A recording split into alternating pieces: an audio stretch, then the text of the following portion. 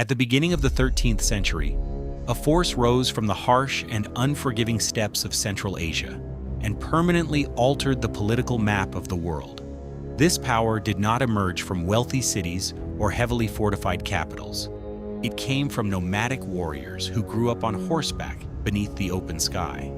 At the head of this army stood one of the most influential military leaders in history, Genghis Khan. Under his leadership, the Mongols built the largest contiguous land empire in history, stretching from China to the Middle East, from the Russian steppes to Central Europe. So what made the Mongols so unstoppable? First, speed.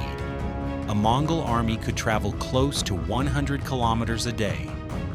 Each warrior used multiple horses. When one horse grew tired, it was replaced, and the advance never stopped. Thanks to this mobility, enemy armies were often surrounded before they even understood what was happening.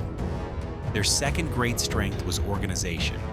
The Mongol army was structured using a decimal system, units of 10, 100, 1,000, and 10,000 soldiers. This system ensured a clear chain of command and near-perfect discipline. Disobedience was punished by death, while success was rewarded with social status and loot. This created both fear and motivation within the ranks. Every Mongol warrior was also a master fighter.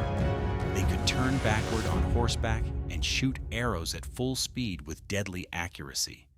Their composite bows were more powerful and precise than most European bows. On the battlefield, they remained constantly in motion, using feigned retreats to lure enemies into deadly traps. This tactic was especially devastating against heavily armored knights. However, the Mongols' most powerful weapon was not physical strength, it was psychological warfare. Cities that surrendered could be spared, while those that resisted were often completely destroyed. This strategy quickly created a wave of terror. Many cities chose to open their gates without a fight. The Mongols' reputation often arrived before their armies did. In 1211, the Mongols entered northern China and gradually weakened the Jin dynasty. They then turned towards Central Asia.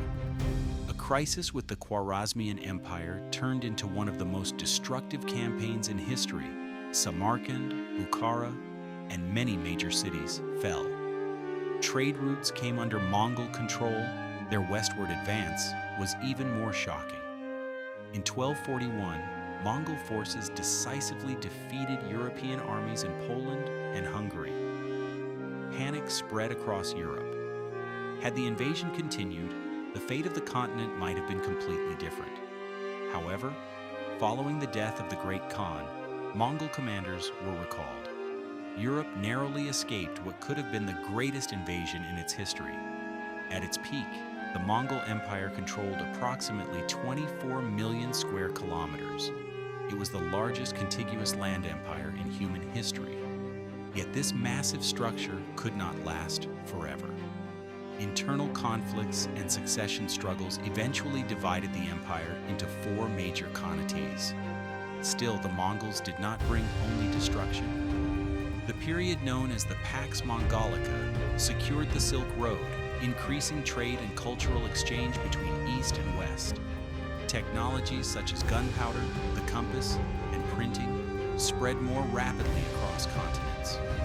The Mongols became a symbol of both fear and global connection in history.